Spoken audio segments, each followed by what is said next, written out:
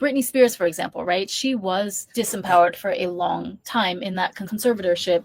But the reason that the Free Britney movement gained so much traction is because of her highly devoted fans refusing to back down about the question of whether or not she was a conservatorship. It was a Britney Spears fan sounding the alarm and blowing the whistle about Britney's conservatorship in the very beginning, right? Like Free Britney, that term alone that was started by her fans, and the fans refuse to let up because they adore and they love her so much. So I hate to say it this way, but in a sense you could say that it's important to, you have to have some sort of leverage in this world as a woman, especially if you are beautiful, conventionally seen as attractive or desirable. You need to have preferably all of the above, but at least one of these few choices. You either need to have money, or you need to have connections, whether that be through your own business network or through your family network, or you need to have some sort of like iconic status in society, right? You don't even necessarily need to be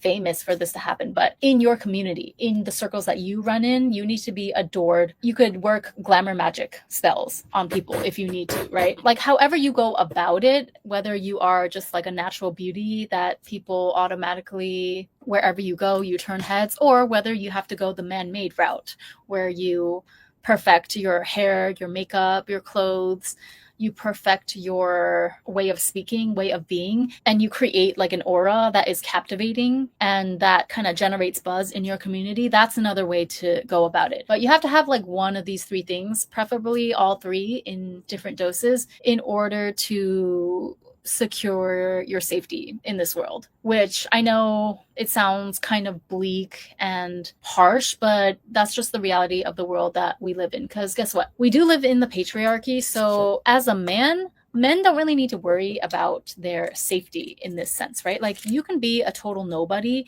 You can have zero riz, zero charisma. You could be just like very, very average Joe, below average even, right? Just some salaried employee working in an assembly line. No shame in that, by the way. I'm not shaming anyone here, but what I'm saying is that you can be a very subpar, unremarkable man. You can be not particularly physically attractive, invisible to women, and yet as long as you have a way to sustain your way of living, as long as you have a way to survive through your minimum wage job that cover your basic survival needs, like your rent, light, electricity, food, etc. As long as you have that as a man, you're pretty much good, right? Like we don't really hear about men being unalived, but women on the other hand, okay, especially if you're, the younger, the prettier, the more naive that you are, the more that you're going to be a target for all of the vultures in this very, very male dominated world. So that's why a lot of the female victims that you hear on the news,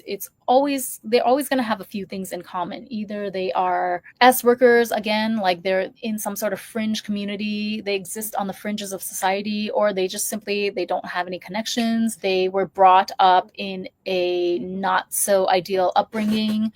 They didn't have anyone in their life to teach them how to value themselves as a woman or how to protect themselves from the big bad wolves out there. Typically, those are the girls that we hear, unfortunately, are unalived, or something horrible happened to them to where their entire life was blown apart into smithereens, and now they have to like build themselves back up again, brick by brick. You never hear about that happening to wealthy women of a high social standing, high to some degree at least, right?